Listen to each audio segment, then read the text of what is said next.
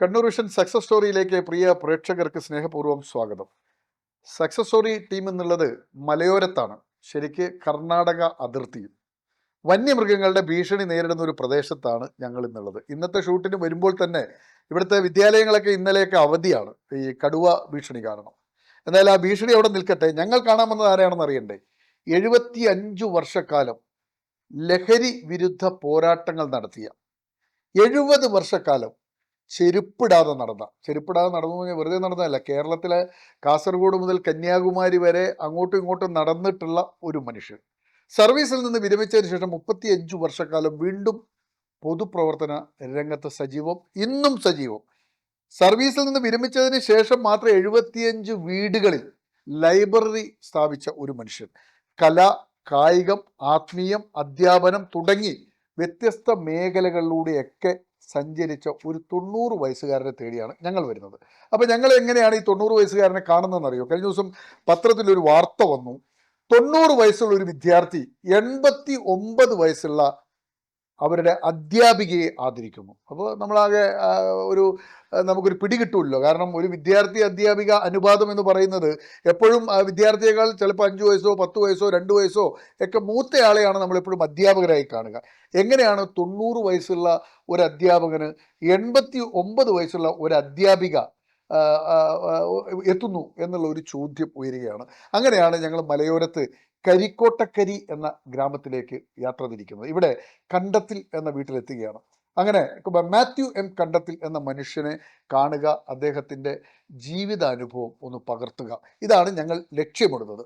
കോട്ടയത്ത് കുറവിലങ്ങാട് നിന്നും മലയോരത്തേക്ക്, കണ്ണൂരിൻ്റെ മലയോര പ്രദേശത്തേക്ക് കുടിയേറിയ ഒരു മനുഷ്യൻ, മലബാറിൻ്റെ മോസസ് എന്നറിയപ്പെടുന്ന മാർ സെബാസ്റ്റ്യൻ വള്ളോപ്പിള്ളിയുടെ നിഴലായി ഉണ്ടായിരുന്ന ഒരു പൊതുപ്രവർത്തകൻ. ഏതാണ്ട് 50-ലേറെ സംഘടനകളുടെ അമരത്ത് അദ്ദേഹം ഇരുന്നിട്ടുണ്ട്. മദ്യ നിരോധന പ്രസ്ഥാനത്തിൻ്റെ തലപ്പത്തുണ്ടായിരുന്നു, ആത്മീയ രംഗത്തുണ്ടായിരുന്നു, കായിക രംഗത്തുണ്ടായിരുന്നു, കലാരംഗത്തിന്, നാടകം ഉൾപ്പെടെ സമസ്ത മേഖലകളിലൂടെയും സഞ്ചരിച്ച ഒരു മനുഷ്യനിലൂടെയാണ് ഇന്നത്തെ നമ്മുടെ യാത്ര. പ്രേക്ഷകർക്കും നമ്മുടെ പ്രിയപ്പെട്ട മാത്യു എം കണ്ടത്തിൽ നിന്നും സക്സസ് സ്റ്റോറിയിലേക്ക് സ്വാഗതം. വിനീതമായ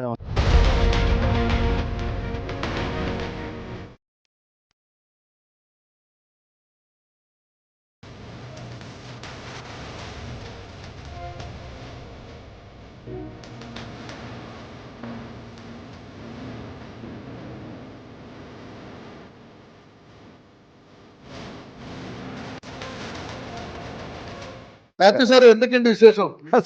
ഞങ്ങള് ഇങ്ങനെ വ്യത്യസ്തരായ മനുഷ്യരെ തേടിയുള്ള ഒരു യാത്രയാണ്. അങ്ങനെ താങ്കളുടെ അടുത്തേക്ക് വന്നത്. അപ്പൊ താങ്കളെ കുറിച്ച് ഈ അടുത്ത ദിവസം ഒരു പത്രത്തിലൊക്കെ വാർത്ത കണ്ടു. 90 വയസ്സുള്ള താങ്കൾ 89 വയസ്സുള്ള താങ്കളുടെ അധ്യാപികയെ ആദരിക്കുന്ന ചടങ്ങൊക്കെ കണ്ടിരുന്നു. അപ്പൊ താങ്കളെ ഒന്ന് അറിയാം എന്നാണ് ഞങ്ങളുടെ ലക്ഷ്യം.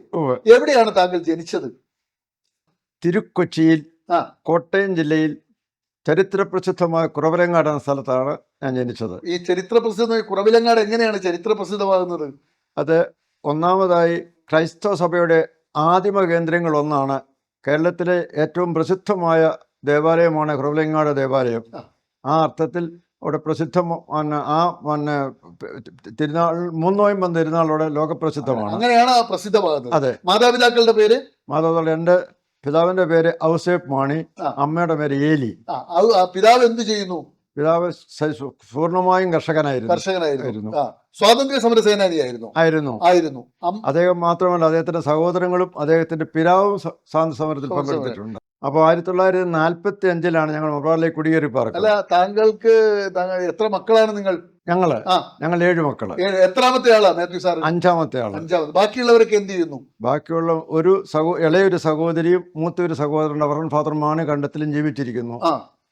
ഇളയ സഹോദരിയും പിന്നെ സേവന രംഗത്താണുള്ളത്. മറ്റുള്ളവർ കാലാകാലങ്ങൾ മരണപ്പെട്ടു പോയി. എവിടെയായിരുന്നു പ്രാഥമിക വിദ്യാഭ്യാസം താങ്കളുടെ? കുറവിലങ്ങാട് സെന്റ് മേരീസ് LP സ്കൂളിലായിരുന്നു. എത്രാം ക്ലാസ് വരെ? 4ാം ക്ലാസ് വരെ പഠിച്ചു എന്നാണ് വിശ്വസിക്കുന്നത്. അവിടെ നിന്ന് പോകുന്നപ്പോൾ സർട്ടിഫിക്കറ്റ് ഒന്നും വാങ്ങി. 4ാം ക്ലാസ് വരെയുള്ള സ്കൂൾ കാലഘട്ടം എങ്ങനെ ഉണ്ടായിരുന്നു അന്ന്? ഏത് ഇയറിലാണത്? 30കൾ? 1930 35-ലാണ് ജനനം അല്ലേ? 35 ജനനം. അപ്പം അത് 5-6 വയസ്സിലൊക്കെ സ്വാതന്ത്ര്യം കിട്ടുന്നതിന് മുമ്പ് തന്നെ ജനിച്ചു. 35-ലാണ് ജനനം. അതെ. 47-ലാണ് നമുക്ക് സ്വാതന്ത്ര്യം കിട്ടുന്നത്. 12 വർഷം മുമ്പ് തന്നെ ജനിച്ചു. 17 വർഷം മുമ്പ് അല്ലേ? അതെ, അല്ല 12 വർഷം. 12 വർഷം. അപ്പൊ ആ സ്കൂൾ കാലഘട്ടം എങ്ങനെയാണ് ഓർക്കുന്നത്? അന്നത്തെ അധ്യാപകർ, അന്നത്തെ പഠന രീതി? അന്നത്തെ അധ്യാപകർ അത് പിന്നെ സ്വാതന്ത്ര്യം കിട്ടുന്നതിന് മുമ്പ് തിരുവിതാംകൂർ മഹാരാജാവിൻ്റെ കീഴിലായിരുന്നു. ശ്രീ തിരുനാളായിരുന്നു രാജാവ്. ആ രാജാവിൻ്റെ തിരുനാൾ ദിവസമൊക്കെ ആഘോഷിക്കുന്നൊക്കെ ഓർക്കുന്നുണ്ട്. കുരുത്തോലിയൊക്കെ പിടിച്ച് പ്രദർശനങ്ങൾ പങ്കെടുക്കാറുണ്ട്. കുറവിലങ്ങാട്ട് നിന്നൊരു 5 കിലോമീറ്റർ തെക്കോട്ട് മാറി പകലമറ്റത്താണ് ഞങ്ങളുടെ താമസം. അപ്പോൾ രാവിലെ ഇവിടെ നിന്ന് സ്റ്റേഷൻ പുസ്തകമായിട്ട് കുറവിലങ്ങാട്ടേക്ക് പോകും, കൂട്ടുകൊണ്ട് തിരിച്ചു പോരും. അങ്ങനെയുള്ള ചെറിയ ഓർമ്മകൾ മാത്രമേ ആ കാലഘട്ടത്തിലുള്ളൂ. 4ാം ക്ലാസ് വരെയുള്ള ഓർമ്മ അത്രേ ഉള്ളൂ. രാജഭരണകാലത്ത് ജീവിച്ച ഓർമ്മകൾ ഉണ്ട് അല്ലേ? അതുണ്ട്. രാജാവിനെ കുറിച്ചൊക്കെ ഓർമ്മയുണ്ടോ? രാജാവിനെ കണ്ട ഓർമ്മ വല്ലതും ഉണ്ടോ?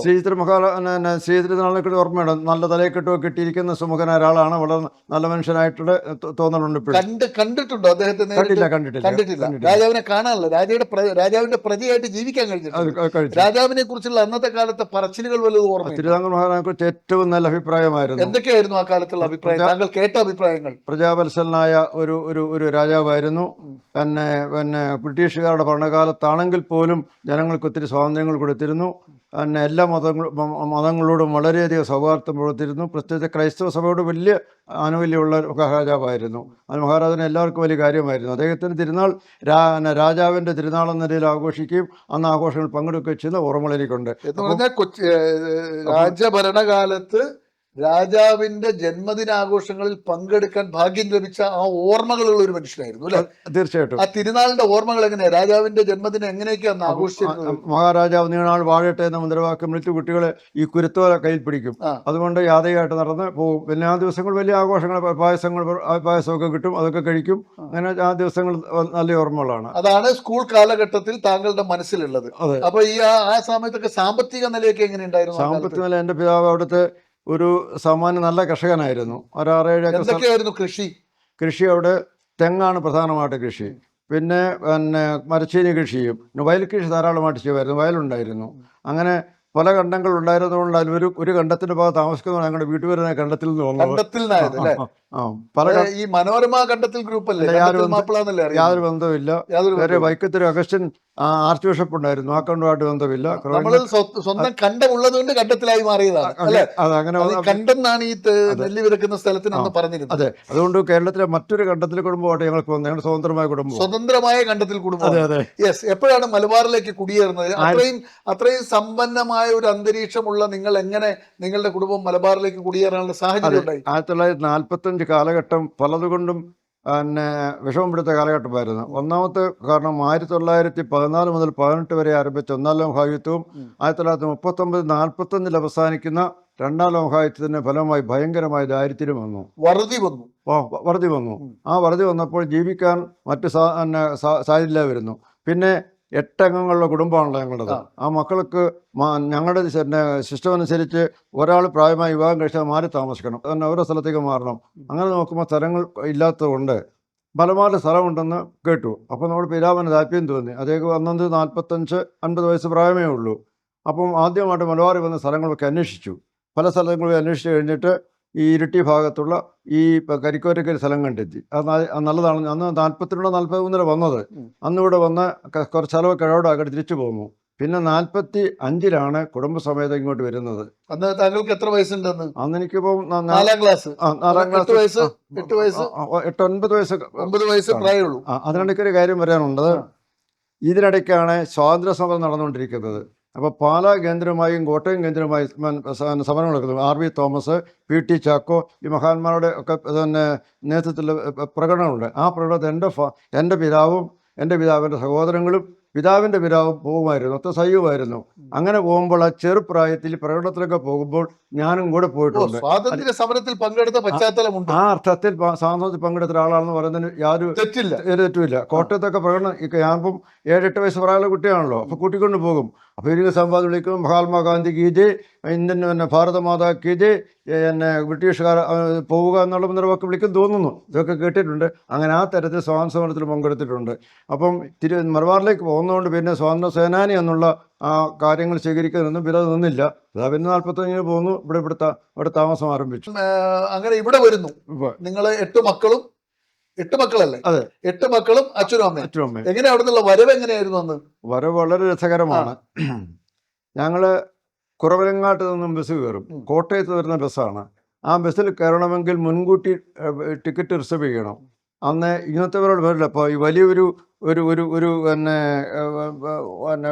ഗ്യാസ് കരിയിട്ട് കത്തിക്കുന്ന ഗ്യാസ് ഉപയോഗിച്ചാണ് വണ്ടി ഓടിക്കൊണ്ടിരിക്കുന്നത്. ബസ് ഓടണമെങ്കിൽ കരിയിട്ട്. അതെ അതെ അതെ. അപ്പോൾ എന്നിട്ട് ഒരാൾ മുമ്പിൽ നിന്ന് ഇങ്ങനെ കറക്കിയിട്ടാണ് വണ്ടി ഓടിക്കുന്നത്, സ്റ്റാർട്ടാക്കുന്നത്. അത് കഴിഞ്ഞ് വണ്ടി കയറും. അത് കഴിഞ്ഞ് ആലുവായിൽ വന്ന് ഇറങ്ങും. ആലുവായിൽ വന്നിറങ്ങി പിന്നെ ട്രെയിൻ വേണ്ടി. എത്ര മണിക്കൂർ എടുക്കും കുറവിലങ്ങാട് ആലുവ വരെ എത്താൻ? അന്നത്തെ മണിക്കൂർ എടുക്കും. എന്തായാലും 5 മണിക്കൂർ കുറയില്ല. ഇപ്പം വേണേൽ 1.5 മണിക്കൂർ എടുത്താന്ന് വരേ ഉള്ളൂ. ഇപ്പം ഞാൻ പോയിട്ടുണ്ടല്ലോ, 5 മണിക്കൂർ കുറയില്ല. അപ്പോൾ ഏതെങ്കിലും സമയത്ത് അവിടെ എത്തി ആലുവയിൽ ക്യാമ്പ് ചെയ്യും, പിന്നെ ട്രെയിൻ വരാൻ വേണ്ടി.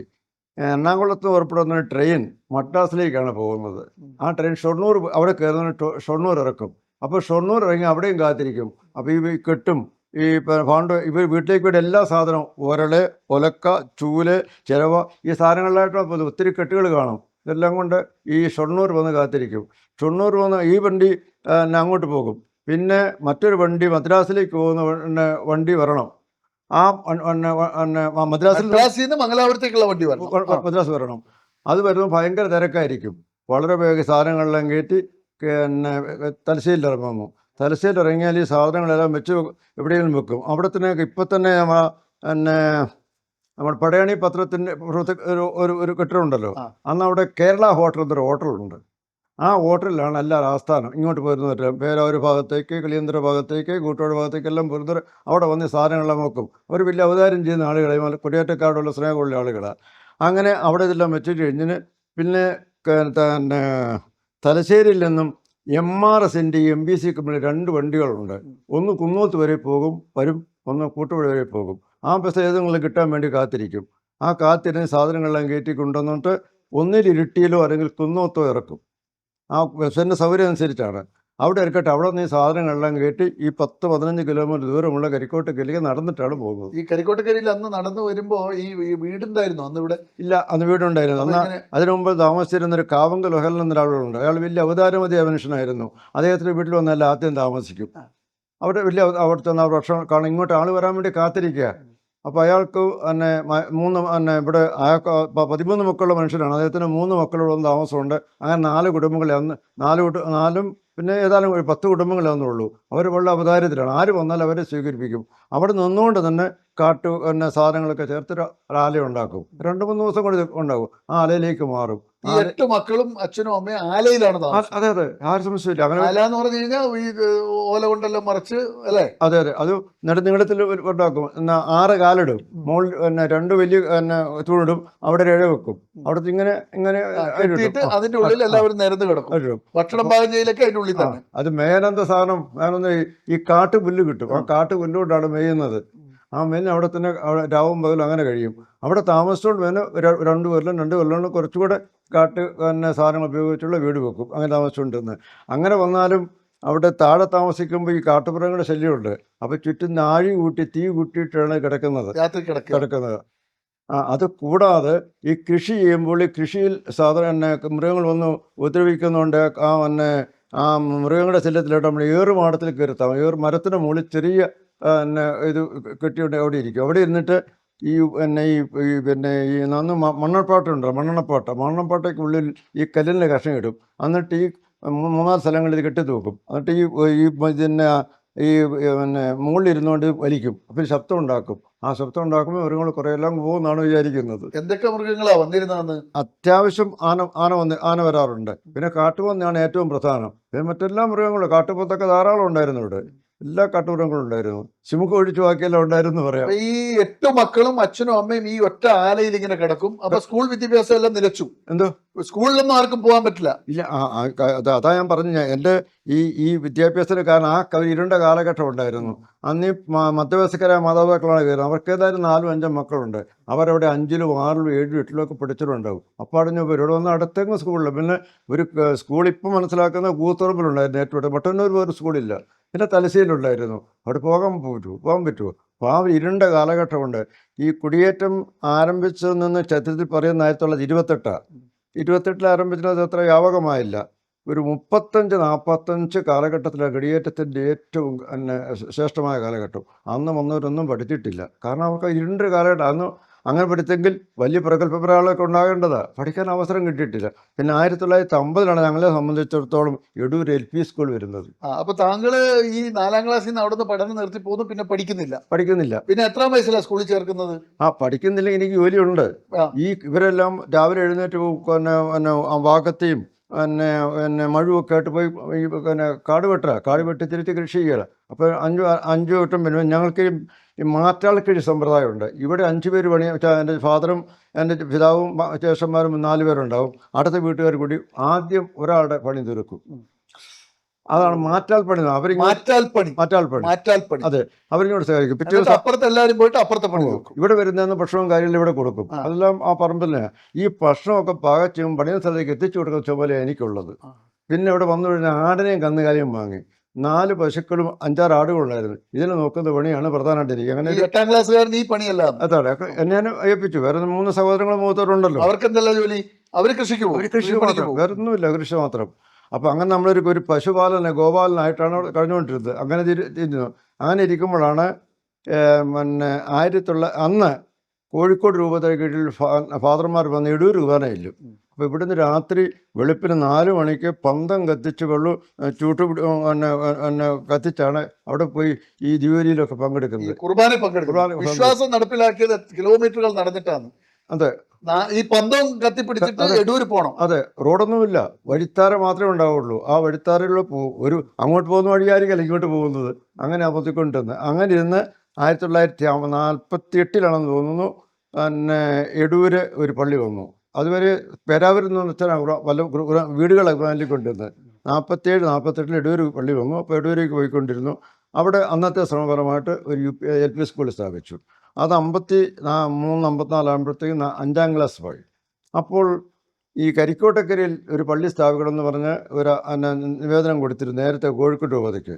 അതന്ന് സാധിച്ചില്ല. അന്ന് ചെറിയൊരാലയൊക്കെ ഉണ്ടായിരുന്നു. 1953 ഡിസംബർ 31 തലശ്ശേരി രൂപത സ്ഥാപിച്ചു. 1954 മാർച്ച് മാസം 19-ാം തീയതി അദ്ദേഹത്തിൻ്റെ ഭാഷയിൽ പറഞ്ഞാൽ ശേഷപിതാവിൻ്റെ തിരുനാൾ ദിവസം തലശ്ശേരിയിൽ വന്ന് അദ്ദേഹം താമസം ആരംഭിച്ചിരുന്ന സ്വന്തം താമസമില്ല. അല്ല, പിതാവ് ഒരു കുടിയേറ്റക്കാരനാണ്. തലശ്ശേരി സെൻറ് ജോസഫ് സ്കൂളിൽ വെച്ചാണ് പിതാവിന് സ്വീകരണം കൊടുത്തത്. ബിഷപ്പ് പള്ളിക്ക് അവിടുത്തെ താമസിക്ക് നിവൃത്തിയുള്ള അവിടെ താമസിച്ചുകൊണ്ടാണ് തലശ്ശേരി വീട് അന്വേഷിക്കുന്നത്. ബിഷപ്പും ബിഷപ്പ് പള്ളിയും യഥാർത്ഥ കുടിയേറ്റക്കാരനാണെന്ന് പറഞ്ഞു വരുന്നത്. അദ്ദേഹത്തെ തലയായിക്കിടമില്ല. അപ്പം അന്ന് ആളൂസ് മരിയ മത്രോഴി പിതാവായിരുന്നു കോഴിക്കോട് പിതാവ്. സെൻറ് ജോസഫ് സ്കൂളിൽ ജോർജ് പതിയിലായിരുന്നു അവിടുത്തെ അച്ഛൻ. അവിടെ സൗകര്യം കൊടുത്തു. പക്ഷേ അവിടെയും ചെറിയ പള്ളിയല്ലേ. ഇവർക്ക് ബിഷപ്പ് പള്ളിയും ഫാർ തോമസ് പഴയപറമ്പിലും അക്ഷി നടുവിലേക്ക് കിട്ടിയ 2 അച്ഛന്മാർ 3 പേരാണ് താമസിക്കേണ്ടത്. അവിടെ താമസിച്ചുകൊണ്ട് വീട് അന്വേഷിച്ചു. പിന്നെ ഏതായാലും വാടക വീട് എടുക്കുക, അതേ നിവൃത്തിയുള്ളൂ. എടുക്കാൻ വാടക വീട് അന്വേഷിച്ചു. അങ്ങനെ വാടക വീട് അന്വേഷിച്ച് ഇപ്പോൾ സെമിനാരി നിൽക്കുന്ന ജസ്റ്റ് ഓപ്പോസിറ്റിൽ ഒരു വലിയ, ഇതെല്ലാം താങ്കളുടെ ഓർമ്മയിൽ പറഞ്ഞു കിട്ടിയ കഥകളല്ലേ? ആ കാലത്ത് താങ്കൾ കൂടെ ഇല്ലല്ലോ. അപ്പൊ താങ്കൾ ഇവിടെ താമസിക്കുന്ന സമയത്ത് ഈ പശുവിനെയൊക്കെ പരിപാലിച്ച് പോകുമ്പോ സ്കൂൾ വിദ്യാഭ്യാസം പിന്നെ എപ്പോഴാണ് വരുന്നത്? അതാ പറഞ്ഞു വരുന്നത്. അല്ല ഞാൻ പറഞ്ഞു വരുന്നത്, അങ്ങനെ പിതാവ് അവിടെ താമസിച്ചു. പിതാവ് വന്നു കഴിഞ്ഞ് കൃഷ്ണയുടെ വീടൊക്കെ എടുക്കുന്നു. അവിടെ താമസിച്ചുകൊണ്ടിരുന്നു. പുള്ളി ആദ്യമായിട്ട് ഈ സ്ഥലങ്ങളെല്ലാം സന്ദർശിക്കാൻ തീരുമാനിച്ചു. തൻ്റെ ആ സ്ഥലങ്ങൾ നിന്നപ്പോൾ ദേവാലയങ്ങളില്ല, വിദ്യാലയങ്ങളില്ല. അപ്പോൾ ഏറ്റവും ആദ്യം അതേ ഒരു അധ്യാപനം കൂടി ആയിരുന്നല്ലോ. വിദ്യാലയങ്ങൾ സ്ഥാപിക്കാൻ പ്രാധാന്യം കൊടുത്തു. പള്ളിയേക്കാൾ പള്ളിക്കൂടം സ്ഥാപിക്കണം നിർബന്ധിച്ച് എവിടെയെങ്കിലും. അവർക്ക് മദ്രാസിൻ്റെ കീഴിലാണ്, മദ്രാസ് രാജാജിയാണെന്ന് ഭരണം നടത്തിക്കൊണ്ടിരിക്കുക. മദ്രാസ് പ്രൊവിഡൻസ് എന്നാണ് പറയുന്നത്. അപ്പോൾ അവിടെ പിതാവിനെ നേരിട്ട് പോയി നിവേദനം കൊടുത്ത് സ്കൂൾ വേണമെന്ന്. അപ്പോൾ സ്കൂൾ അനുഭവിക്കാൻ തുടങ്ങി. അങ്ങനെ എടൂർ സ്കൂൾ കിട്ടിയപ്പോൾ ഈ കരിക്കോട്ടക്കരി പള്ളിയുടെ കാര്യം നോക്കാൻ അന്ന് പിതാവിനോട് വന്ന 2 അച്ഛന്മാരാണ് ഫാർ തോമസ് പഴയപറമ്പിൽ, വികാരി ജനറൽ അന്നത്തെ. അതേ നമ്മുടെ ഞായറാഴ്ച കുർബാനയില്ല. കുർബാനെല്ലാം ഇവിടെ വരുമ്പം അദ്ദേഹത്തെ കൂട്ടാൻ എന്നെ പോലുള്ള പ്രായം കുറഞ്ഞ വീട്ടിൽ അച്ഛൻ പള്ളിത്തോട്ടിൽ ചെല്ലും. പള്ളിത്തോട്ടിൽ അച്ഛൻ വരുന്നത് അവിടുന്ന് കൂട്ടിക്കൊണ്ടുവരും. രാത്രി അച്ഛൻ ഇവിടെ താമസിക്കും. ഭക്ഷണം ഇവിടെ വന്ന് ചിലപ്പം കഴിക്കും, അല്ലെങ്കിൽ അച്ഛനുള്ള ഭക്ഷണം വീട്ടിൽ നിന്ന് കൊണ്ട് കൊടുക്കും. അങ്ങനെ വലിയ സൗകര്യത്തിലായി. അപ്പോൾ എനിക്ക് 3-4 ജ്യേഷ്ഠന്മാരും മതമൊക്കെ ഉള്ളതുകൊണ്ട് അച്ഛൻ പറഞ്ഞു, ഞാൻ ഈ മത്തായി കുഞ്ഞിനെ തലശ്ശേരിക്കുന്നുണ്ട് കോട്ടയെന്ന് പിതാവ് ചോദിച്ചു എന്നെ കൊണ്ടുപോയിക്കോളാൻ പറഞ്ഞു. അപ്പോൾ അവിടെ ചെന്ന് പിതാവ് എന്നെ കണ്ടു, വർത്തമാനമൊക്കെ പറഞ്ഞു. അപ്പോൾ പിറ്റേ ആഴ്ചയിൽ പിന്നെ അച്ഛൻ ഇങ്ങോട്ട് വരുള്ളൂ. അതുകൊണ്ട് ഞാൻ തലശ്ശേരി ബിഷപ്പ് ഹൗസ് എന്ന് പറയാൻ പറ്റില്ല, അവിടെ ഒരു ബോയിയായിട്ട് അവിടെ താമസിക്കും കൂടി. അപ്പം വെള്ളോപ്പള്ളി പിതാവും തോമസ് വഴയൂർമ്പലും നടുക്കറ്റസ്ഥലും മാത്രമേ ഉള്ളൂ. പിന്നെ ഒരു കുശലിക്കാരനോട് വരാറുമില്ല. അപ്പോൾ അവിടുത്തെ കാര്യങ്ങളൊക്കെ നോക്കുന്ന ആളായിട്ട് അന്ന് മുതൽ പിതാവ് ഇവിടെ വന്നു തുടങ്ങി. അങ്ങനെ നിന്നപ്പോൾ ഈ 5ാം ക്ലാസ് വന്നപ്പോൾ പിതാവ് പറഞ്ഞു, മാത്യുവിനെ സ്കൂളിൽ വിടണമെന്ന് മാതാപിതാക്കളോട് പറഞ്ഞു. മാതാവ് പറഞ്ഞു, ഇനി അവനെ വിടാനൊന്നും പറ്റില്ല, അവിടെ പോയി ജോലിയൊക്കെ ചെയ്യാറുണ്ട്, ഇനി ജോലി പഠിച്ചൊരു കാര്യമൊന്നുമില്ല, സ്ഥലം നോക്കാൻ അന്വേഷിക്കണമെന്ന് പറഞ്ഞു. അത് പറ്റില്ല, വിദ്യാഭ്യാസത്തിന് പറ്റുന്നവരെ വിടണം, അവനല്ലേ പറ്റുന്നുള്ളൂ. ഇപ്പോൾ എൻ്റെ ഇളയൊരു ഒരു സിസ്റ്റർ, എൻ്റെ സിസ്റ്ററുണ്ട്. സിസ്റ്റർ അത്രയും പ്രായമായില്ല, അതുകൊണ്ട് അവന് വന്നില്ല. അപ്പോൾ എന്നെ ഇവിടെ നിർബന്ധിച്ചു. അങ്ങനെ നിർബന്ധിച്ച് എടൂരി ചെന്നപ്പോൾ MT വർക്കി മാഷ് എന്ന് പറഞ്ഞാണ് ഹൈസ്കൂൾ ഹെഡ് മാഷ്, UP സ്കൂൾ ഹെഡ് മാഷ്. അപ്പം 5ാം ക്ലാസ് വരെ പഠിച്ച് ആയിക്കഴിഞ്ഞപ്പം 4ാം ക്ലാസ് കഴിഞ്ഞ് 5ലേക്ക് ജയിച്ചപ്പം 6ാം ക്ലാസ്സോടെ ഏകാധ്യാപക സ്കൂളായിട്ടാണ് ആരംഭിക്കുന്നത്. 6ാം ക്ലാസ് തുടങ്ങാൻ പോകും. 6ാം ക്ലാസ്സിലെ കുട്ടികളെ കിട്ടുന്നില്ല. അപ്പോൾ അന്ന് ഈ വട്ടിയറയും പായത്തോണ്ട് ചെറിയ 1-2 സ്കൂളുണ്ട്. അവിടെ നിന്നും കുറച്ച് 3-4 പേര്. അങ്ങനെ അവരെ എന്നെ ഇൻ്റർവ്യൂ നടത്തി. അപ്പോൾ 5-ലോ 6-ലോ ചേർക്കേണ്ടെന്ന് ആലോചിച്ചപ്പം വയസ്സുകൊണ്ട് ഞാനാണ് മുമ്പിൽ നിൽക്കുന്നത്. തടി കൊണ്ടും വലിയ കുഴപ്പമില്ല. അപ്പോൾ എന്നെ ആ വിധത്തിൽ 6ലേക്ക് 4-ൽ നിന്ന് ഒറ്റയടിക്ക് 6-ലെത്തി. അതാണ് 6ാം ക്ലാസ്സിൽ. 6ാം ക്ലാസ് മുതൽ എത്ര ക്ലാസ് വരെ പഠിച്ചു? 6ാം ക്ലാസ് മുതൽ പിന്നെ 6, 7, 8. 8ാം ക്ലാസ് ആകുന്ന ESLC പബ്ലിക് പരീക്ഷ. അത് കഴിഞ്ഞു. പിന്നെ നിവൃത്തിയൊന്നുമില്ല, അടുത്ത ഹൈസ്കൂളില്ല. അപ്പൊ 8ാം ക്ലാസ്സിൽ തീർന്നു, പണി പിന്നെ തീർന്നു. 4ാം ക്ലാസ്സിൽ പഠിത്തം നിന്നു, 8ാം ക്ലാസ്സിൽ പഠിത്തം നിന്നു. നിന്നു എന്ന് പറഞ്ഞാൽ സ്റ്റോപ്പ് വന്നില്ല. അപ്പം പേരാവൂർ സ്കൂളുണ്ട്. അപ്പോൾ ബിഷപ്പ് ഈ കാര്യം അറിഞ്ഞു. ബിഷപ്പ് അവിടെ അച്ഛനീ പറഞ്ഞ പോലെ ചെറിയൊരു പള്ളിയും ചെറിയൊരു താമസിക്കുന്ന സ്ഥലമേ ഉള്ളൂ. അവിടെ താമസിച്ചുകൊണ്ട് എന്നെ പഠിപ്പിക്കാൻ ബിഷപ്പ് വള്ളോപ്പള്ളി, ഈ അന്നത്തെ അച്ഛൻ ഫാദർ പേരാവൂർ പള്ളിയിൽ അച്ഛനെ ചുമതലപ്പെടുത്തി. അതെ, 8ാം ക്ലാസ്സിൽ പേരാവൂർ സ്കൂളിൽ ചേർന്നു. ചേർന്നു. അപ്പൊ അവിടെ പോകണ്ടേ, ഇവിടെ നടന്നു വേണ്ടേ പോകാൻ. അപ്പൊ ഇവിടുന്ന് തിങ്കളാഴ്ച രാവിലെ എഴുന്നേറ്റ് ഇവിടെ നടക്കും. അപ്പം ജ്യേഷ്ഠന്മാർ ആരെങ്കിലും കൊടുത്തു വരും, പന്തവും കത്തിച്ച്. എന്നിട്ട് ഇവിടുന്ന് ഇപ്പോഴത്തെ 6 കൂടി മണത്തന എത്തുമ്പോഴേക്ക് നേരം വെളുക്കും. അവിടുന്ന് ഞാൻ നടന്ന് സ്കൂളിലേക്ക് പോകും. എന്നിട്ട് കേൾക്കട്ടെ, രാവിലെ എത്ര മണിക്ക് വിടും? ഇവിടുന്ന് വെളുപ്പിന് 4 മണിക്കൂർ. 4 മണിക്ക് പന്തം കൊളുത്തിയിട്ട് ജ്യേഷ്ഠൻ കൂട്ടിയിട്ട് പോകും വഴി കാണാൻ വേണ്ടി. റോഡില്ലല്ലോ, കാട്ടിനുള്ളിലൂടെ ഇങ്ങനെ പോകും. എന്നിട്ട് മണത്തനെത്തുമ്പോൾ നേരം വെളുക്കും. അവരൊക്കെ തിരിച്ചു പോരും, നിങ്ങൾ സ്കൂളിലേക്ക് പോകും. തിരിച്ചെങ്ങനെയാ വരവ്? അവിടെ ചെന്ന് അച്ഛൻ പിന്നെ വൈകുന്നേരം ഇങ്ങനെ ഇപ്പം അങ്ങനെ ഞങ്ങൾ 3-4 പേര് ഓടുന്നുണ്ട്. ഞങ്ങൾ ഒന്നിച്ചാണ് പോകുന്നത്. ഇങ്ങനെ ദൂരെ നിന്ന് വരുന്നവർക്ക് വേണ്ടി വെള്ളിയാഴ്ച വൈകുന്നേരം 1 ഗ്ലാസ് ഓഫ് തരും. അത് വർക്കി മാഷ്. ഞങ്ങളെന്നാൽ പേരാവൂരേക്ക് നടക്കും. പെരുമാൾ ഹോട്ടലുണ്ട്. അവിടെ നിന്നൊരു ബസ് ഇരിട്ടിയിലേക്കുണ്ട്. അത് വൈകുന്നേരം 4:30 മണിക്ക്. 4:30 ഇരിട്ടിയിൽ വന്നിറങ്ങും. അപ്പോൾ ഒരു കഷ്ടത്തിൽ 5 മണിയാവും. 5 മണിയാകുമ്പോൾ ഇരിട്ടിയിൽ നിന്ന് കരിക്കോട്ടയിലേക്ക് നടക്കും. അതെത്ര മണിക്ക് വീട്ടിലെത്തും നടന്നിട്ട് രാത്രി? അപ്പോഴേക്കും എടൂരൊക്കെ സമയം രാത്രിയാവും. അപ്പൊ ഇവിടുന്ന് ആൾ അന്വേഷിച്ച് വരും. എടൂരെ 2-3 കുട്ടികളുണ്ട്. അത്ര സാഹസികമായിരുന്നു പഠനം അല്ലേ? തീർച്ചയായിട്ടും. 10ാം ക്ലാസ് വരെ അങ്ങനെ പേരാവൂർ പഠിച്ചു. 10ാം ക്ലാസ് കഴിഞ്ഞിട്ട് 10ാം ക്ലാസ് പറയാൻ ഈ 10ാം ക്ലാസ്സിനിടയ്ക്ക് വലിയ സംഭവങ്ങളുണ്ട്. എന്താണ് സംഭവം? ഓർമ്മയിൽ വരുന്ന നല്ല സംഭവങ്ങൾ പറ. 1900 അപ്പോൾ ഞങ്ങൾ സ്വാതന്ത്ര്യം കിട്ടി. 1900 റേഡിയോ ഇല്ല. എങ്ങനെയാ വിവരം അറിയുന്നത്? എങ്ങനെയാലും സ്വാതന്ത്ര്യം കിട്ടിയെന്ന് പിന്നെ അപൂർവമായിട്ട് പത്രങ്ങളൊക്കെ ഉണ്ടല്ലോ. ഏതായാലും ഇവിടുത്തെ ആളുകൾ അറിഞ്ഞു. അത് ആഘോഷത്തിൽ പങ്കെടുത്ത് ഓർക്കുന്നുണ്ട്. ഈ കൊടിയൊക്കെ പിടിച്ച് പിന്നെ ജാതിയൊക്കെ നടത്തി ഉള്ള ആളുകൾ സമരത്തിലും പങ്കെടുത്തു, സ്വാതന്ത്ര്യം കിട്ടിയ ആഘോഷത്തിലും പങ്കെടുത്തു, രാജാവിന്റെ ജന്മദിനത്തിലും പങ്കെടുത്തു, ആകാശവാണിയിലും പങ്കെടുത്തു. അങ്ങനെ ഇപ്പം പിന്നെ ഈ 1956 നവംബർ 1 കേരളപ്പിറവി വന്ന് 1957 ആദ്യത്തെ മന്ത്രിസഭ വരുന്നത്. ആ മന്ത്രിസഭയിൽ വിദ്യാഭ്യാസ മന്ത്രിയായിരുന്ന ജോസഫ് മുണ്ടശ്ശേരി വിവാദപരമായ വിദ്യാഭ്യാസ ബില്ല് അവതരിച്ചു. അതാണ് വിദ്യാഭ്യാസത്തിൽ ഒന്ന്. ആ ബില്ല് കത്തോലിക്ക പ്രൈവറ്റ് മാനേജ്മെൻറ്റ് വിദ്യാലയങ്ങൾക്കെതിരായിരുന്നു. അതുപോലെ പിന്നെ പാഠപദ്ധതിയിൽ ഈശ്വരവിശ്വാസത്തിന് വിരുദ്ധമായ പാഠങ്ങൾ ചേർത്തു. അതിനെതിരെ പ്രക്ഷോഭം ആരംഭിച്ചു. ആ കാലഘട്ടത്തിലാണ് ഈ പിന്നെ ഒരണ സമരം, അതായത് പിന്നെ തിരുവിതാംകൂറിലെ പിന്നെ അതെ AK ആന്റണിയും മൈലാറബിയും പങ്കെടുത്ത ഒരണ സമരത്തിൽ ഞങ്ങൾ പങ്കെടുത്തു പേരാവൂരിന്ന്. ഇപ്പോൾ പേരാവൂര് പിന്നെ പ്രായാധികം വിശ്രമിക്കുന്ന ശ്രീ KD ദേവസ്യയാണ് ഞങ്ങളുടെ ഏറ്റവും വലിയ സുഹൃത്ത്, ഞങ്ങളുടെ നേതാവ്. അന്ന് ഞങ്ങളുടെ സ്കൂളിൽ നമ്മുടെ KD ദേവസ്യ വക്കീൽ പുള്ളിയാണ് ഞങ്ങളുടെ നേതാവ്. പുള്ളി നേതൃത്വം ഞങ്ങൾ പിന്നെ നമ്മുടെ KJ ജോർജ് ഉണ്ടല്ലോ, പിന്നെ ക്ലീന്ദ്രക്കാരൻ, അദ്ദേഹം അവിടെ പഠിച്ചയാളാണ്. ഞങ്ങൾ ഉൾപ്പെടെ ആളുകൾ വലിയ സമരം നടത്തി, വിദ്യാർത്ഥി സമരം നടത്തി. ഞങ്ങളുടെ സ്കൂൾ വിട്ട് അന്ന് പേരാവൂർ UP ഇത് തൊണ്ടിയിലാണല്ലോ, പേരാവൂർ UP സ്കൂളിലെ മണത്തൂർ സ്കൂളിൽ എവിടെയെല്ലാം ജാതിയായിട്ട് പോയി ആ സ്കൂളിൽ അടപ്പിച്ച് ആ സമരത്തിൽ പങ്കെടുത്തു. ഈ ഏത് കാലത്ത് മദ്യ വിരുദ്ധ പ്രസ്ഥാനങ്ങളിൽ എപ്പോഴാണ് സജീവമാകുന്നത്? പിന്നെ വളരെ കഴിഞ്ഞ അത് ഇവിടുത്തെ താമസത്തിനിടയ്ക്ക് അത് പറയാം. പിന്നെ 1945 ഞങ്ങൾ വന്നല്ലോ. ഈ 45 വന്നു കഴിഞ്ഞ് 48-49 എടൂർ വികാരി വന്നു. ഫാദർ CG വർക്കിച്ചൻ എന്ന് പറയും. അദ്ദേഹം നമ്മുടെ ആദ്യത്തെ കോപ്പറേറ്റർമാരായിരുന്നു. അത് കഴിഞ്ഞ് ഫാദർ ജോസഫ് കട്ടക്കയം ഇവിടുത്തെ അച്ഛനായി വന്നു. അപ്പോഴേക്കും ഇവിടെ കുടിയേറ്റം വരെ ആരംഭിച്ചു കഴിഞ്ഞു. അങ്ങാടിക്കടവ്, കിളിയന്തര അപ്പുറ, അങ്ങാടിക്കടവ്, കീപ്പള്ളി പ്രദേശത്തിലെ ആളുകൾ വന്നു. ആ ആളുകളെ അന്വേഷിക്കാൻ അച്ഛനിവിടെയെല്ലാം വന്നു. അവിടെ വന്നപ്പോൾ ഇവിടുത്തെ ആളുകൾ നന്നായി അധ്വാനിക്കുമെങ്കിലും തിരുവിതാംകൂറിൽ നിന്ന് മദ്യം കഴിച്ച പതിവുണ്ടല്ലോ. ഇവിടെ മദ്യം കിട്ടുന്നില്ല. കാരണം മദ്രാസ് പ്രോവിഡൻസ് മഹാത്മാഗാന്ധിയുടെ നിർദ്ദേശപ്രകാരം രാജാജിനെ ഭരിച്ചപ്പോൾ മദ്യനിരോധന മേഖലയെ പ്രഖ്യാപിച്ചു. അപ്പോൾ മദ്യം കിട്ടിയല്ല, ഒരു തുള്ളി പോലും കിട്ടിയല്ല. അപ്പം നമ്മളെ നമ്മുടെ ചേട്ടന്മാർ ഇത് സൂത്രത്തിൽ വാറ്റാൻ തുടങ്ങി. പിന്നെ കൊടകിൽ പോയി അവിടെ റാക്കുണ്ട്, ആ റാക്ക് കൊണ്ടുവരും, അത് കുടിച്ചെല്ലാം പല കുഴപ്പത്തിലായി. അപ്പോഴത്തെ അന്ന് ഫാദർ കട്ടക്കയും ഈ സ്ഥലത്തിൽ ഒറ്റയാളും കുടിക്കാൻ പാടില്ല, വാറ്റാൻ പാടില്ല. ഇവരെ എന്നെ ഈ വാറ്റുന്നുണ്ടെന്ന് അന്വേഷിക്കാൻ വേണ്ടി രാത്രി അവിടെ നിന്ന് പുള്ളി ഒരു സംഘത്തെ അയക്കും ഓരോ സ്ഥലത്തേക്കും. കരിക്കോട്ടേക്കിലേക്ക് ഒരു 4-5 പേര് വരും. മുത്തുമല തോമസ് എന്നൊക്കെ പറഞ്ഞ ആളാണ്. അവർ വരുമ്പം അവരുടെ കൂടെ ഞങ്ങൾ ഇപ്പോൾ ഈ 8-10-15 വയസ്സ് കുട്ടികൾ അവിടെ കൂടെ പോകും. അവർ ഇങ്ങനെ പോകുമ്പോൾ എന്നെ വീടുകളിൽ ചെന്ന് വരുതും.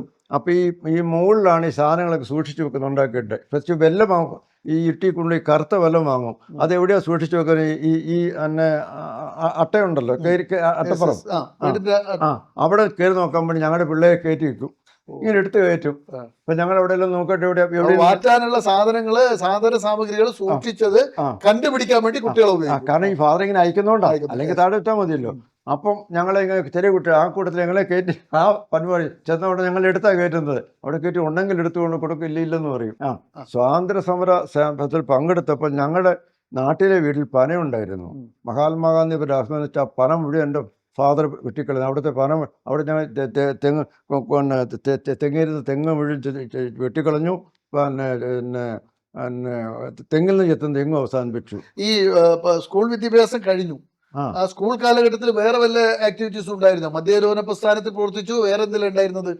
അല്ല, ഈ 57-ലെ വിദ്യാർത്ഥി സമരത്തിൽ പങ്കെടുത്തു. അല്ല, പങ്കെടുത്തു. കണ്ണൂർ സെൻട്രൽ ജയിലിൽ 2 ആഴ്ച കിടക്കേണ്ടി വന്നു.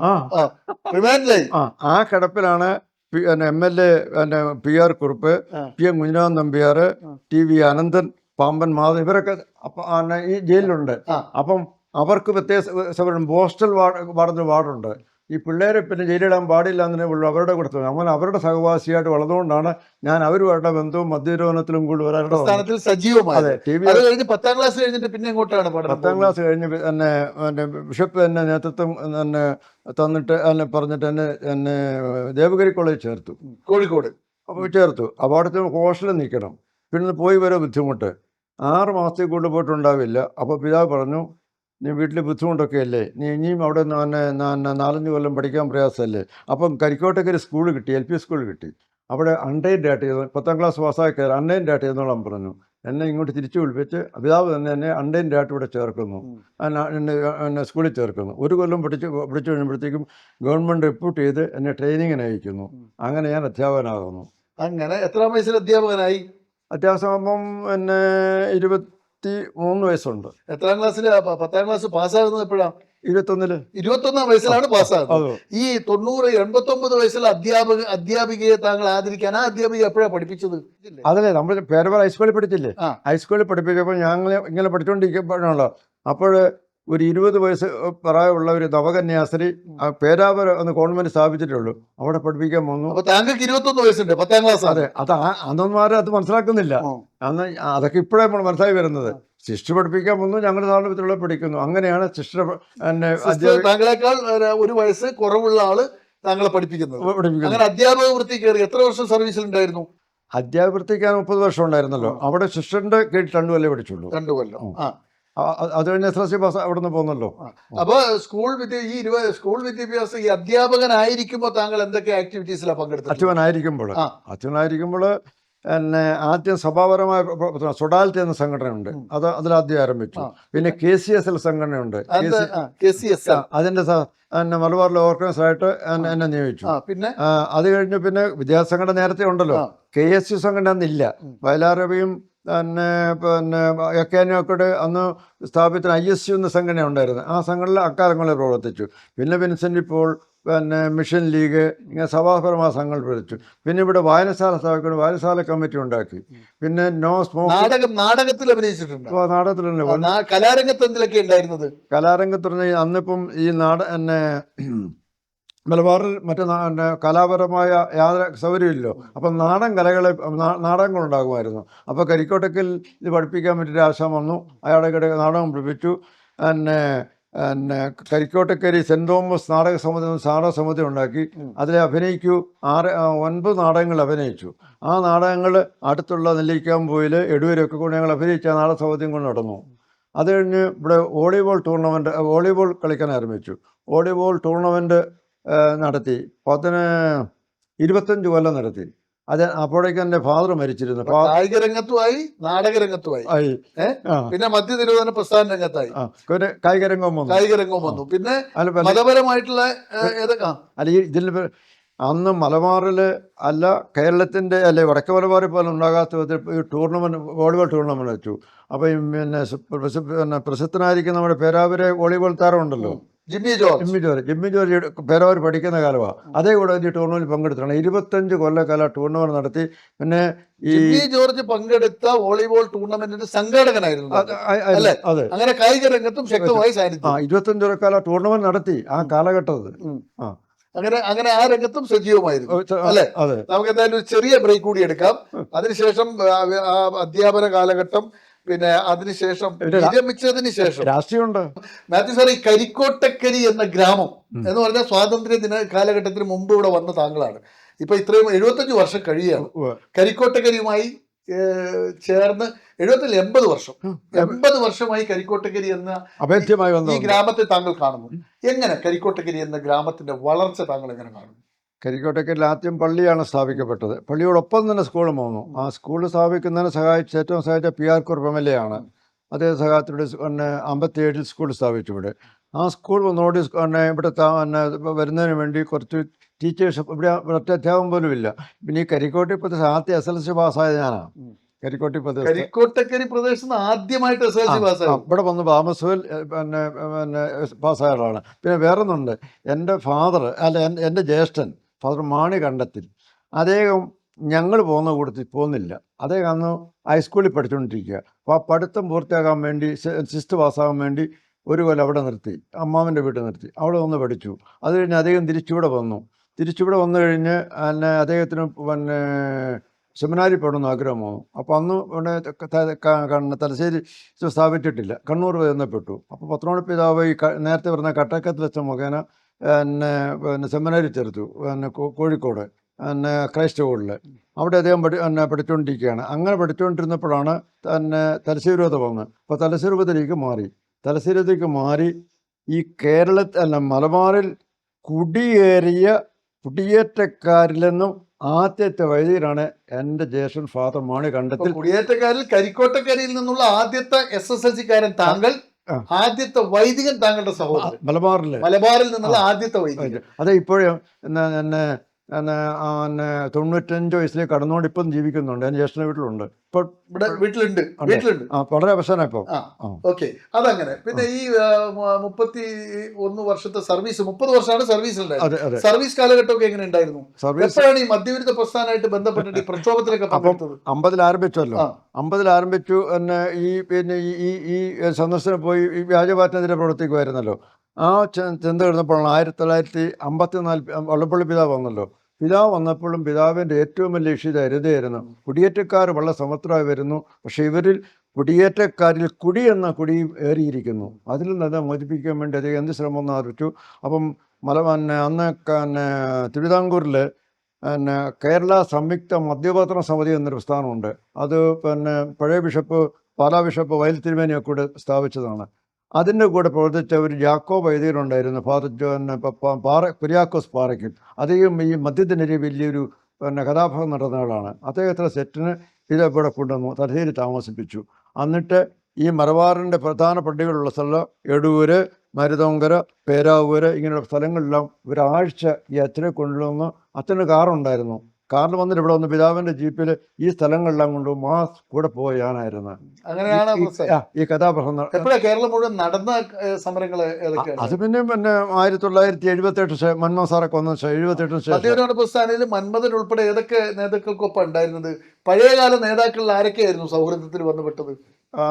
കരയോട്ടിൽ ഏറ്റവും പ്രധാന MP മന്മഥൻ സാറുണ്ട്, പിന്നെ G കുമാരപ്പിള്ള, പിന്നെ ഏറ്റവും പ്രമുഖം നമ്മുടെ മാഹിൽ ഐക്യ കുമാരൻ മാഷ്, പിന്നെ പാമ്പം മാധവൻ പഴയ MLA, TV അനന്തൻ, AV ശ്രീകണ്ഠപതുപോൾ, സ്വാമി ആനന്ദതീർത്ഥൻ, ഇവരുടെ ഒക്കെ കൂടെ പ്രവർത്തിക്കുകയും ഒന്നിച്ചു പോവുകയും ചെയ്തിട്ടുണ്ട്. കാൽനടയായിട്ട് കേരളം മുഴുവൻ കാൽനടയായിട്ട് നടന്നത് ഈ മദ്യവിരുദ്ധ പ്രസ്ഥാനം ഇങ്ങോട്ട് ശക്തി പ്രാപിച്ചു വന്നു കഴിഞ്ഞപ്പോഴത്തേക്കും ഒരു ആശയപ്രചരണത്തിലും അന്ന് കാൽനടയേക്കാൾ വലിയ ഏക്കാനണിയും ഈ സുധീരനൊക്കെ രാഷ്ട്രീയ ജാഥ നടത്തിയിട്ടുണ്ടല്ലോ.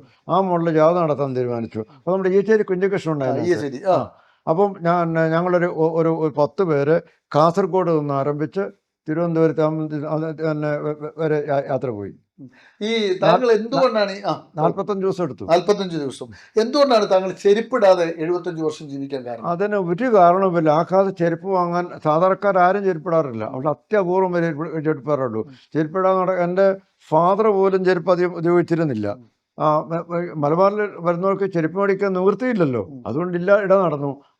നടന്നപ്പോൾ പിന്നെ മറ്റുള്ള ചെരുപ്പ് മേടിച്ചപ്പോൾ എന്തുകൊണ്ട് ഞാൻ മേടിച്ചില്ല എന്ന് എനിക്ക് അറിഞ്ഞുകൂടാ. ഞാൻ ചെരുപ്പിടാതെ നടക്കുന്നതിന് പിന്നെ ചെരുപ്പിടാൻ തുടങ്ങി. ഇടാൻ തോന്നുന്നത് 2005 ആയപ്പോഴത്തേക്ക് കാലിന് ഉള്ളിൽ ഒരു ചെറിയ വേദന വന്നു. അതൊരു മുഴയായി തീർന്നു. അപ്പോൾ ക്രിസ്തുരാജ ഹോസ്പിറ്റലിൽ ചെന്നപ്പോൾ അവിടുത്തെ ഡോക്ടർ പറഞ്ഞു ഇത് ഓപ്പറേറ്റ് ചെയ്ത് സുഖപ്പെടുത്തണമെന്ന്. അത് ഓപ്പറേറ്റ് ചെയ്ത് അങ്ങോട്ട് പിന്നെ കുറച്ച് ദിവസത്തേക്ക് നടക്കാൻ സാധിച്ചില്ലോ. അപ്പോൾ ഈ സ്കിന്നൊക്കെ സോഫ്റ്റ് ആയല്ലോ. പിന്നെ ഡോക്ടർ പറഞ്ഞു ഏതാ ചെരുപ്പിടാതെ നടത്താൻ ശരിയല്ല, വിഷമാണെന്ന് പറഞ്ഞുകൊണ്ട് അതിൻ്റെ പേരിൽ ഈ സർവീസിൽ നിന്ന് വിരമിച്ചതിന് ശേഷമുള്ള എത്ര വർഷമായി? 35 വർഷമായില്ലേ സർവീസിന് വിരമിച്ചിട്ട്? ഈ 35 വർഷം ഏതൊക്കെ മേഖലകളിലാണ് സജീവമായത്? അത് കഴിഞ്ഞ് പ്രധാനമായിട്ടും മദ്യനിരോധന മേഖലയാണ്. അതിനിടയ്ക്ക് രാഷ്ട്രീയം വന്നു. എവിടെയാണ് രാഷ്ട്രീയം വന്നത്? രാഷ്ട്രീയം ആദ്യം മുതലേ ഉണ്ട്. ഇവിടെ 1957 ആദ്യത്തെ തിരഞ്ഞെടുപ്പ് നടക്കുന്നത്. അത് പറഞ്ഞ എല്ലാ തിരഞ്ഞെടുപ്പിലും ഭാഗമായിട്ടുണ്ട്. പിന്നെ ഞങ്ങൾക്ക് ഈ സ്ഥലമൊക്കെ തന്നത് പാറപ്പുറം മമ്മുഹാജിയാണ്. എപ്പോഴാണ് തെരഞ്ഞെടുപ്പ് രാഷ്ട്രീയം പങ്കെടുത്തിട്ടുണ്ടോ? തെരഞ്ഞെടുപ്പ് രാഷ്ട്രീയത്തിൽ ബിഷപ്പ് വള്ളപ്പള്ളി ഐതിഹാസികമായ ഏറ്റവും വലിയ ഗാന്ധിയ സമരമായിരുന്ന കൊടിയിറക്ക് ഭരിക്കുന്ന ഗവൺമെൻറ്റിനെതിരെ, എല്ലാ സംഘടനകളുമെതിരെ കുടിയേറ്റക്കാർ അവിടെ നിന്ന് വാങ്ങിയ ചാർത്ത് റദ്ദാക്കണമെന്ന് പറഞ്ഞുള്ള നിർദ്ദേശം വരുന്നു.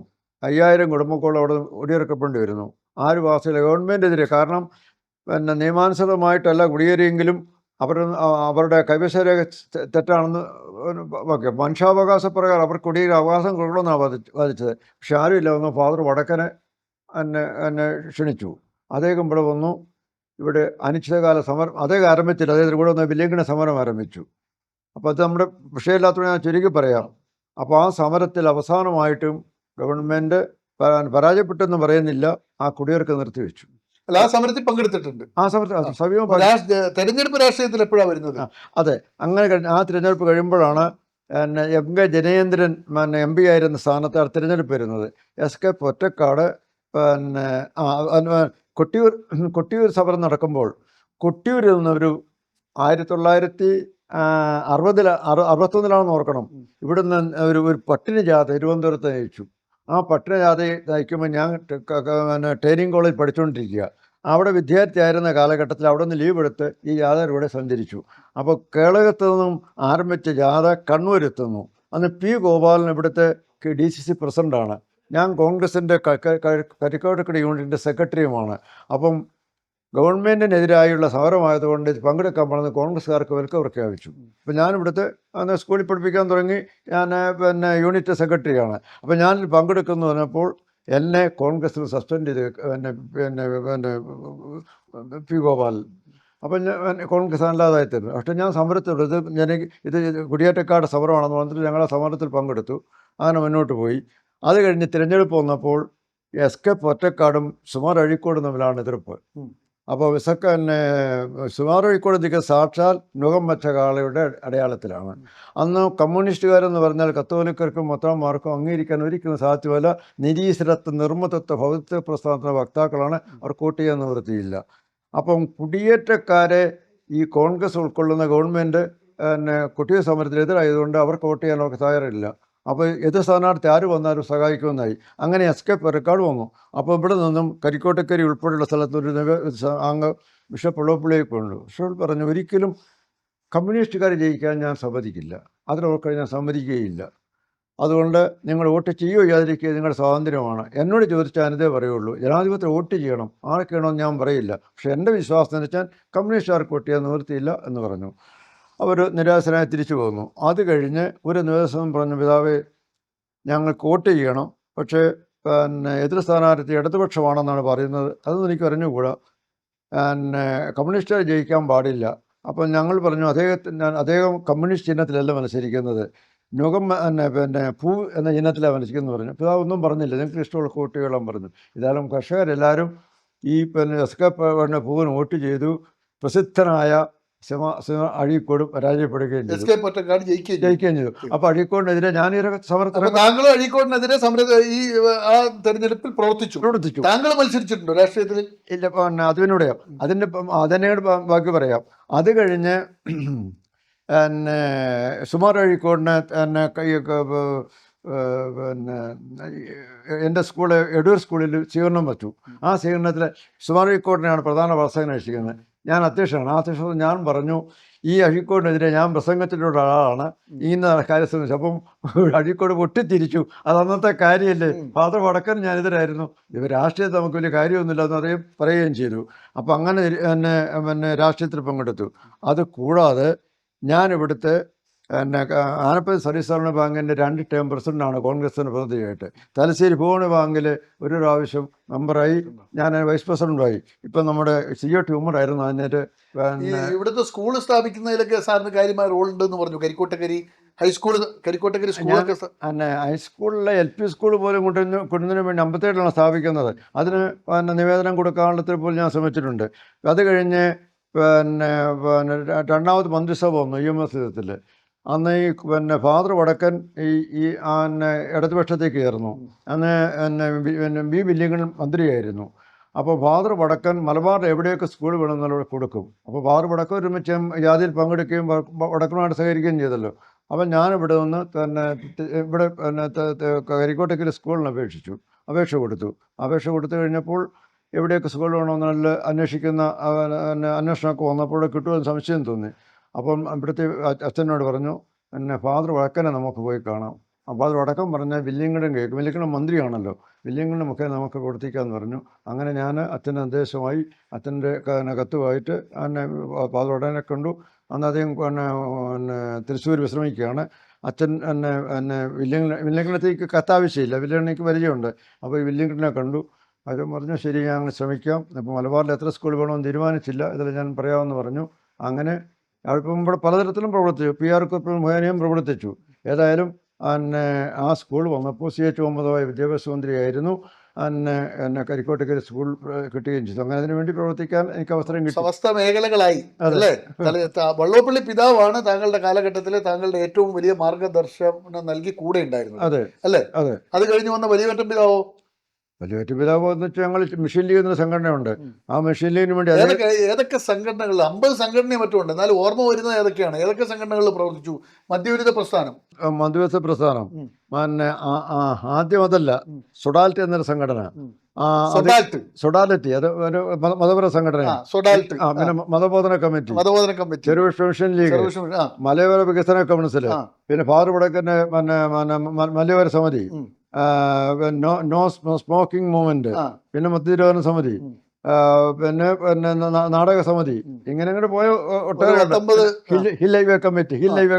എപ്പോഴാണ് ജീവിതത്തിലേക്ക് ഒരു ജീവിത പങ്കാളിയെ കണ്ടെത്തുന്നത്? എവിടുന്നാണ് ജീവിത പങ്കാളിയെ കണ്ടെത്തുന്നത്? ഈ കരിക്കോടിക്കൽ സ്കൂളിലാണല്ലോ ഞാൻ പഠിപ്പിച്ചുകൊണ്ടിരിക്കുന്നത്.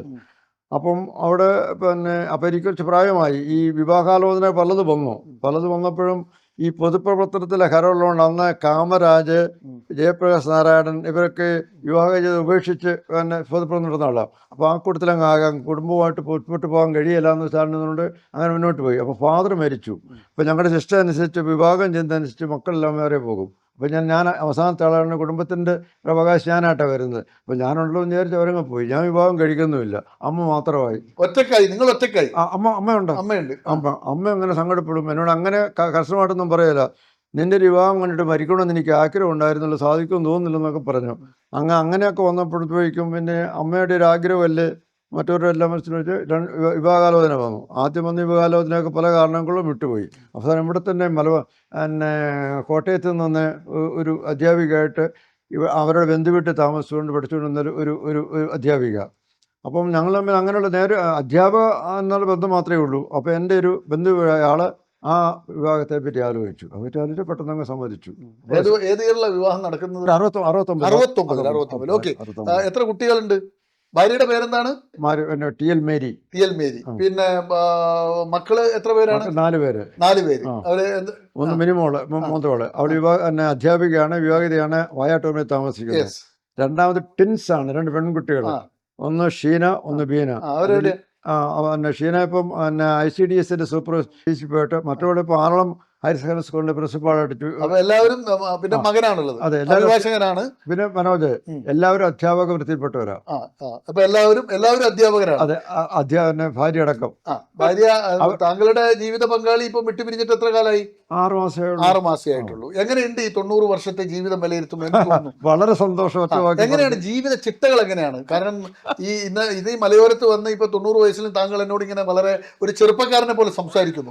അപ്പൊ ജീവിതചര്യ എങ്ങനെയാണ്? എത്ര മണിക്ക് എഴുന്നേക്കും? ജീവിതശൈലിയെ സംബന്ധിച്ചും പറഞ്ഞാൽ എനിക്ക് പ്രത്യേകത. രാവിലെ എത്ര മണിക്ക് എഴുന്നേക്കുക?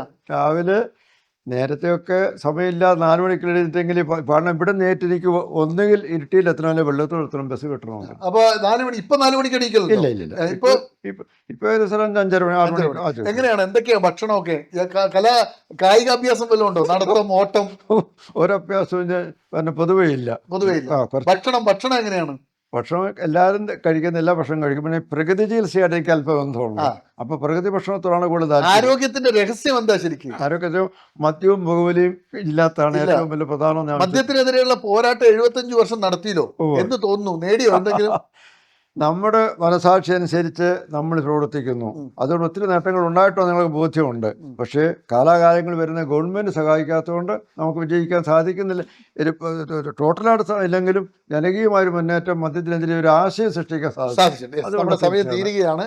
മാത്യു സാറിനോടൊപ്പം ഇരുന്നാല് ഞാൻ നേരത്തെ സൂചിപ്പിച്ചു, 90 വയസ്സുള്ള ഒരു മനുഷ്യന്റെ 75 വർഷം അല്ലെങ്കിൽ 80 വർഷത്തെ ജീവിത ചിത്രം വരച്ച് കാണിക്കണമെങ്കിൽ അതിന് ഒരു എപ്പിസോഡ് പോരാ. 1, 2, 3, 4 എപ്പിസോഡിൽ തീരില്ല. അപ്പോൾ അതേ പ്രവർത്തിച്ച് ഓരോ സംഘടനയിലൂടെയും നമ്മൾ യാത്ര ചെയ്താൽ അത് വലിയ അധ്യായങ്ങളാണ്. അപ്പോൾ വളരെ ക്യാപ്സ്യൂളായി.